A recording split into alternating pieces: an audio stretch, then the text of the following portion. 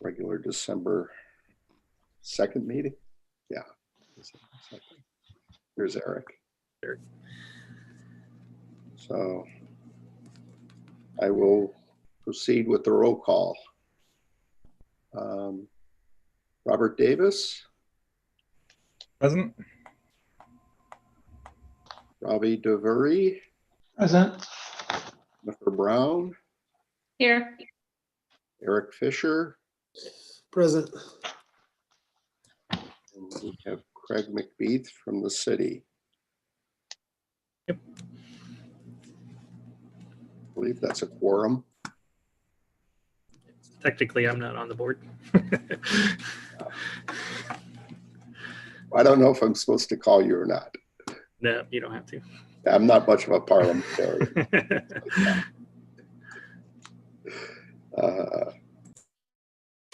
Okay. Roll call done. Any public comments?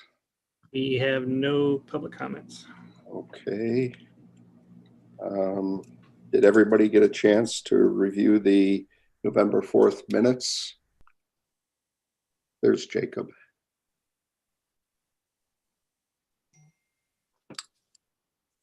Jump back to the roll call. I'll roll call Jacob Elterich. Here. All right. Good deal. So we're at the minutes review, December 4th minutes, and I was asking if everybody had a chance to review them.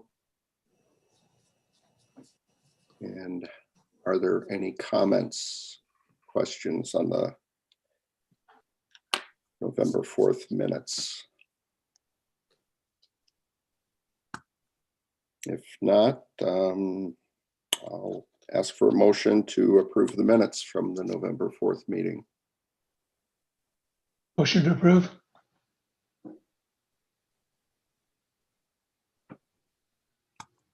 Roll call, Robert. Yep. I approve. Robbie, Aye. Jennifer, Aye. Eric, Aye. Jacob. Aye. Like the motion passed. All right, on to the work areas. First on our list is the privacy and data policies with Robbie in the lead, and I'm on that subcommittee. I have done nothing since our last meeting. Yeah, November is not a good month for really getting anything done, I would say. So I did check with Mark Owens, the assistant director here at City, and he is still collecting documents, all the different policies and procedures that we have. We're also working through some additional privacy policies that are kind of coming up with municipal case law when it regarding FOIAs and what is considered a public record when it comes to social media and online posting. So we'll have a lot of that information to be able to send out to both of you okay, for review here within the next week. that'd Okay, be great. yeah, wonderful. Okay, moving on to the 5G cellular communications. Anything, Jacob? I sent an email earlier today to Craig and just to see what his thoughts were. I had quite a few questions in there, but I mean, we're still working on it. Do you have any answers to any of my questions there, Craig? Yeah, I was just pulling up your email again. So there was, quite a bit in there. One of the first questions that I don't know we'll be able to answer or give you much insight into yet is kind of the big picture of what the city's plans are for 5G and small cell and in smart cities. That's kind of the premise behind some of the area working groups that we've got together, is to define what that means to us, what the expectations are, and kind of what we're expecting to get out of this. Some of the questions that I can answer, is how we're going to be approaching 5G. And that really is what that 5G consultant that we went out for RFP of, both the town of Normal and the city of Bloomington did a joint RFP. We've got, I think we received 4 or 5 different respondents. We ended up selecting CTC as our primary consultant, or the consultant for this project. They really were graded out the best. There was a number of us on both sides that evaluated all the RFPs, and consistently they came out, the leader in that. They do a lot of municipal work. They have done this in the past with larger municipalities and mid-sized municipalities, much similar to the same size of the city of Bloomington, but they've also done, like I said, the city of Boston. Let me see if I can find some additional references for you. And I think at this point I can get you their response so that you have a chance to review it and kind of understand a little bit more of kind of what we're expecting out of them. Cool. I'd love to see that. We've talked in the past, briefly on what the scope of work for this consultant services should be. And after selecting them as the vendor to work with, we did have a kickoff call on November 9th. Again, a joint kickoff call with the town of Normal and city of Bloomington. A lot of participation on both sides from various departments, including public works and IT and administration. And just a really good kickoff call, talking about, again, those expectations and what we're going to be working through with them. And, some of the things that came out of that was really defining roles and responsibilities from both town of Normal and the city of Bloomington. What groups are going to need to be involved. We're going to have representatives from both the administrative offices, IT, GIS, public works, utilities. Everybody's going to be involved in this because it really does affect everybody. And I think when we start getting into this in a little bit more detail, one of the areas that we're going to be focusing on is the placement of these antennas, and that's really a lot of the reasoning for this is making sure that we're doing something that is going to be both presentable today and long-term for the citizens of the city of Bloomington and the town of Normal and the area as a whole. And by having this joint venture, we're not doing something that Normal's not doing, and vice versa. So when businesses come in and want to do some smart city work or expand out, technology, they don't have to worry about one law for the city of Bloomington or rule for the city of Bloomington and a different one for the town of Normal. We're really taking that holistic approach to make sure that what works for the area is best for the area. We're going to be working a lot with GIS departments on both sides to identify right-of-way congestion, and really coming up with a management strategy, because all this stuff is going to be placed in the public right-of-way. And how do we manage that? How do we make sure that we're not interfering or stepping on additional utilities that are already there, or potentially even damaging other utilities that are already there? So we're trying to get an audit, and a GIS layer built for all the fiber and conduit that we have and know of, so that way we can easily locate that a little bit better. If there's existing conduit, obviously, if we can use some of that existing conduit, that would be best for the backplane connection between us and these services. There was some conversation, as we get into it, how are we going to both connect and use this service, or be able to utilize these services? And, is Servin involved, or are there other providers that are involved? How can we get some of that final, not only the middle mile fiber working, but how do we get the connectivity to the homes? And, that's kind of a big topic right now, with people working from home and homeschooling. How do we make sure that we get that digital divide between, the broadband connected neighborhoods to the ones that are maybe lesser served? And how can we augment some of that with maybe 5G or smart city technology as well? So there's there's been a lot of discussion. Again, we just had the initial kickoff call November 9th, November 9th. And, we're going to be working through that and kind of hitting that up fairly readily here in the next 3 or 4 weeks. And then probably after the first of the year, we'll start seeing some fruits of that and kind of start being able to share more and more information with this team and with the rest of the city as a whole. When there's another question I was going to look up here. So one of the things that we have had talks about, not so much with that group, but there's another group called the Bloomington Normal Innovation Alliance, which is not just town of Normal in the city of Bloomington, but it's also the county and also the area hospitals and higher education institutions, talking about technology in the area. And again, trying to bolster, what it is that we're doing as a community to, enhance technology, use technology, provide, a platform for people to grow and take advantage of some of the technology we have, or even entice new businesses to come into the area. And part of that is we're looking to create a separate site for the Bloomington Normal Innovation Alliance that is going to be able to put a lot of this information out and explain, once we get definition to what smart cities means to the city of Bloomington, be able to publish that, get that information out there and available, and get those maps out there. So that way we have a common place for somebody that's just wanting to develop in the area or use this technology in the area to go to, so they don't have to worry about where's it at on the city side or where's it at on the Normal site.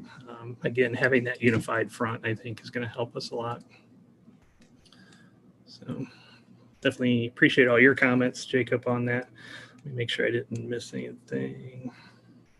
You mentioned the GIS maps that Normal has. So again, that's one that's going to be out there on that shared site. As far as complaints go, one of his questions was, have we fielded any complaints from the city of Bloomington about small cell? And everybody's aware of, some of those concerns that have been floated out there about health or aesthetics or this or that. We have received very little complaints. We thought we would receive more, but we've had a couple known questions come in. I wouldn't even call them complaints, but just questions just on overall use and what the purposes are, things like that. But really no complaints that I'm aware of that people have about health or otherwise.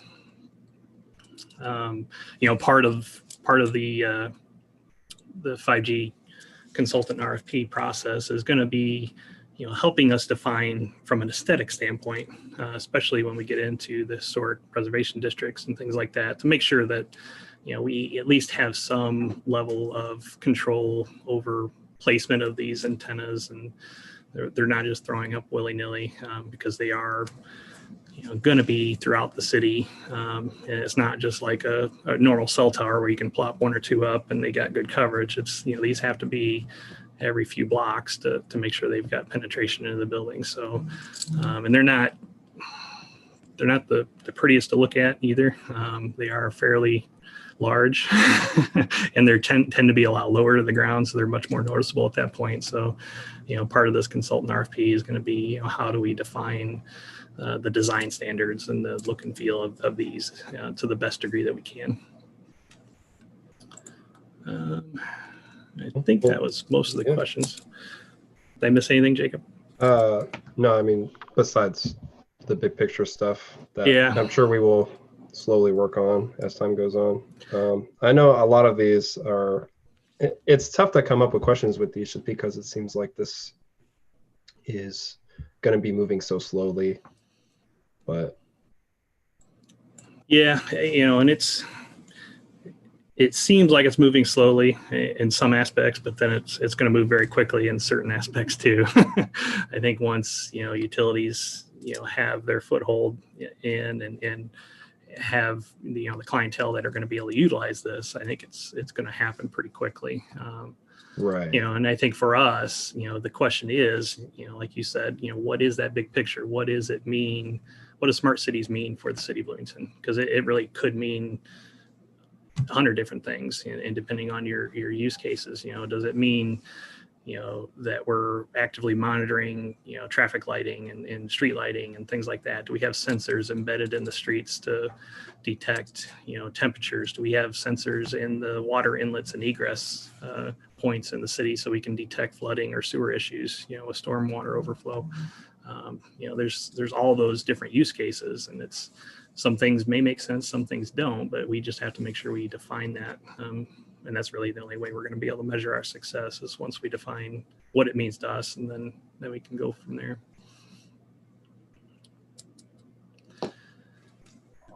Great. Okay, anything else on 5G? That's all I have. Okay, well, let's move on to current state of technology. Jennifer?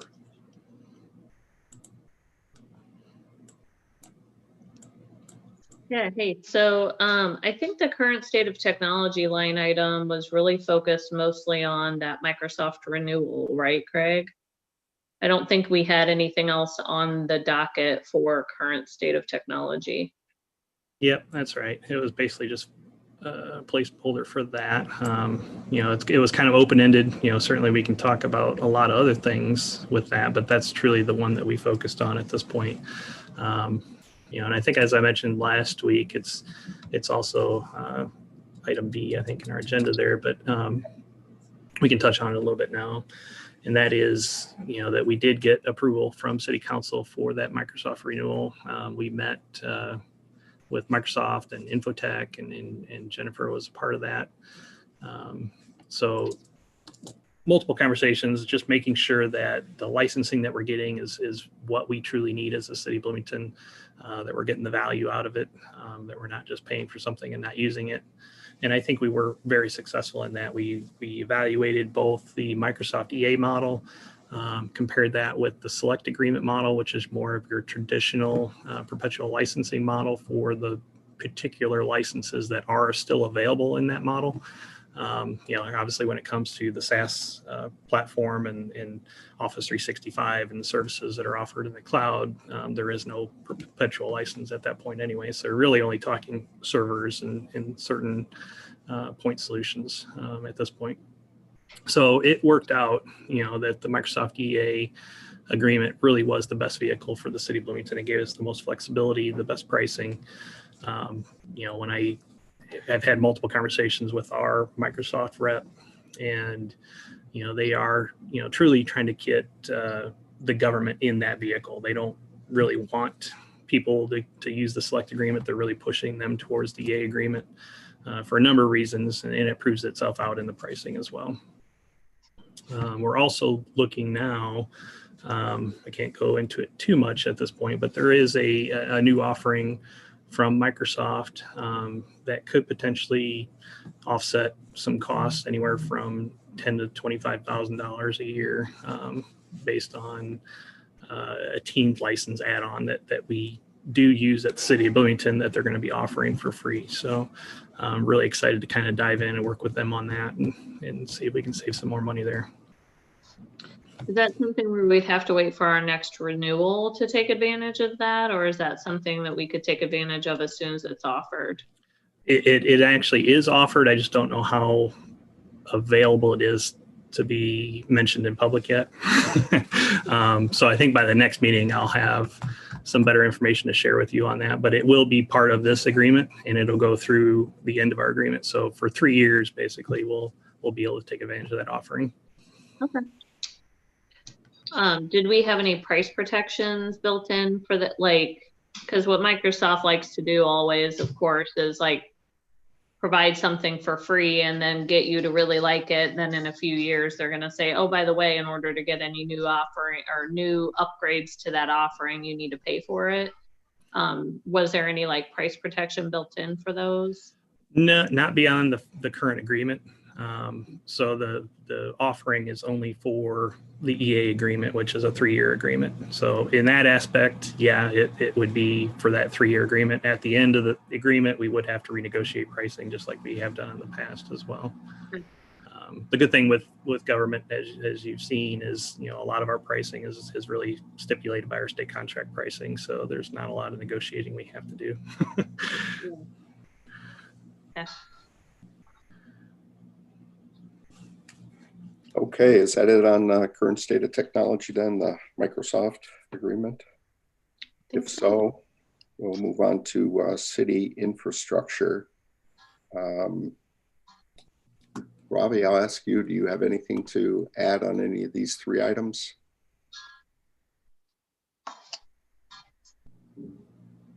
Can't hear you. I muted and completely forgot I had done so.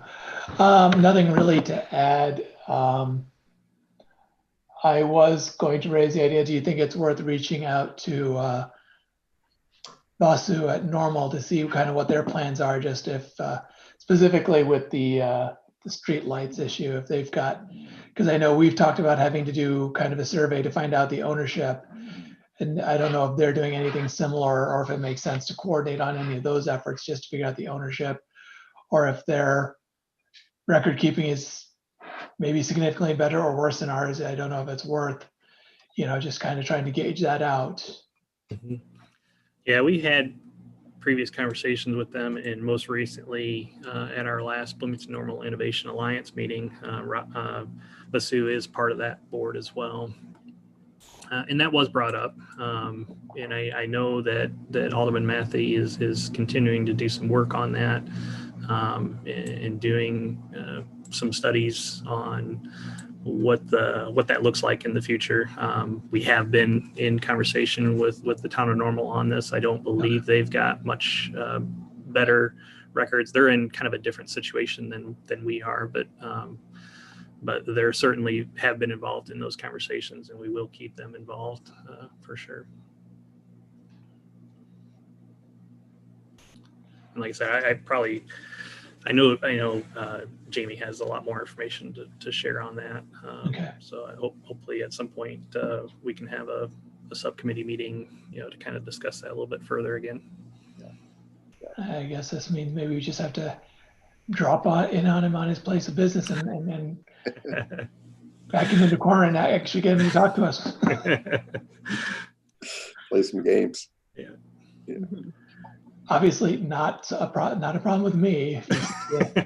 Sounds behind me. Obviously that's. Yeah, I know he's been pretty busy with this shop last month or so. Hey, I have a quick question on the city infrastructure topic. So like on the city infrastructure, kind of like header, it says Jennifer, Eric, and Craig, but then on all of the sub-bullets, it's Gary, Robbie, and Jamie. So do I need to be involved in any, is there something else that I'm not aware of that I need to be involved in, or? That was my question as well. Yeah, I don't believe so. I think that might have been accidentally carried over. So we'll get that corrected before the next agenda. All right, because I felt really unprepared and nervous when Gary went to go bring up this topic, and I'm like, I have nothing on this topic.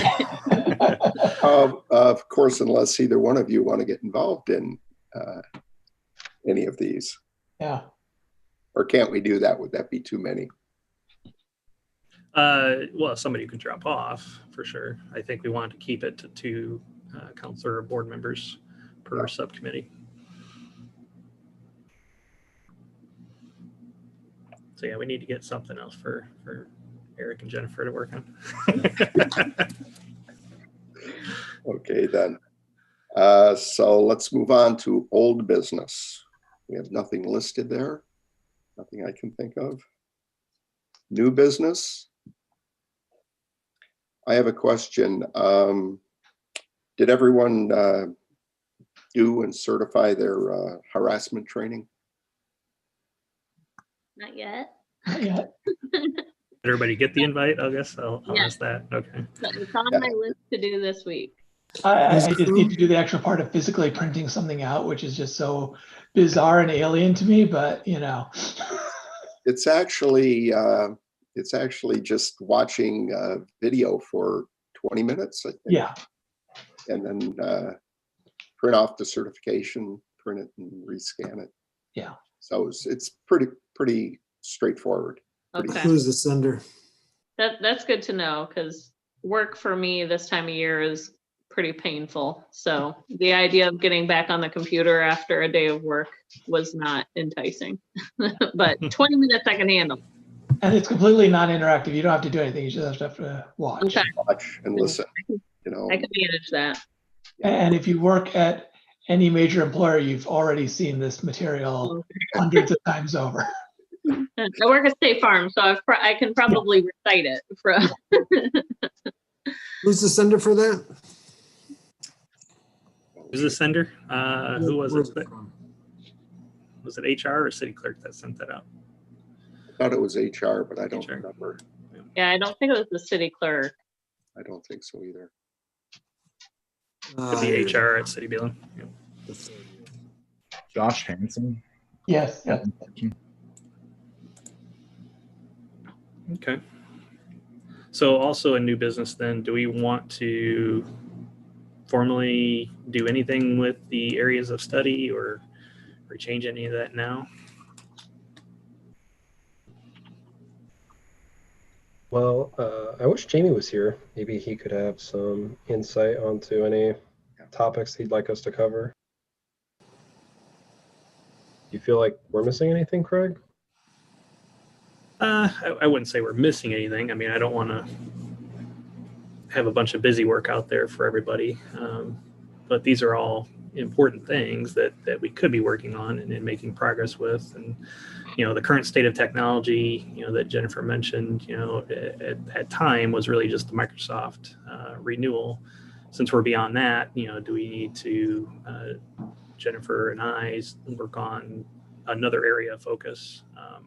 Or do we move Jennifer down to pick up one of the infrastructure topics along with Eric? Just a thought. I don't know how worthwhile it is, but I would definitely be interested in expanding the current state of technology kind of area to go a little bit deeper into just the city IT and sort of what can be done, what improvements there are. Okay. Yeah. Yeah, I mean, I can, you know, maybe at the next meeting, I can give you not quite a presentation, but maybe some more detail on the current development of our IT strategy and the diagnostic reports that we have run in the last 6 months since myself coming into this role and trying to identify, you know, some metrics on, you know, what we're doing and what we're not doing and how do we make most efficient use of our current resources, and then also making sure that we're tying all of our initiatives back to specific city business goals. And I'm sure everyone here has been involved in IT strategy discussions and how laborious that kind of gets. So I can give you an update, a little bit more detail on that. We're still in development of it. We haven't finalized that IT strategy. We're hoping to possibly get that done here in December with probably presentation to council in early 2021. And that'll be for I think it's a 2 to 3 year strategy that we're hoping to accomplish. So that could be a good one that we can spend some time working through and include that in the current state of technology. And certainly, you know, Jennifer, you know, if that's something that still is in your wheelhouse, you know, we can get you involved in that and start sharing some information there with you. And, you know, Robert, if you want to be involved in that, we can certainly get you going, or Eric, one of the two.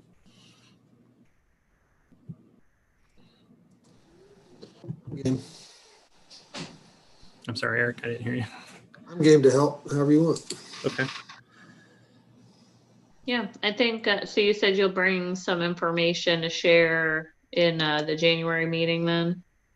Yes. Yeah. Great. I'll try and get you some information ahead of time so that way you can submit any feedback, or we can have another call as well. So if we know that, you know, Eric and Jennifer now are kind of part of the current state of technology, we'll be working on IT strategy. That'll be a good one. And do we want to meet in January with the holidays or defer until February? Anybody have any feelings on that, one way or another? When would be the meeting?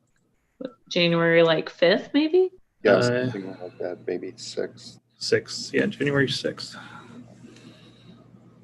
I'll be back at work, so. I'll be back. Okay, then we should do it. Okay. My kids will be back at school, hopefully in person. Fingers crossed. So I'll also recommend under new business, we defer any holiday gathering of the committee until next year due to the COVID environment. How many meetings did we get before COVID hit? Was it like 2 or 3 in person? I mean, I think we've had more virtual than we did. Yeah. I can't remember the last in-person meeting. Yeah. Yeah. Crazy. Okay. Any other new business? Okay. Can I ask for a motion to adjourn from someone? Motion to adjourn. Second it, anyone? Please. I'll second it. Okay, meeting is adjourned, 4:31. Okay. Great. Thank you. Have a great holiday. Thank you, everyone. Yep, you too. You guys too. Happy Happy holidays. And be healthy. Yeah, stay healthy, stay safe. Wash your hands. Yeah. Distance. Bye. Bye-bye.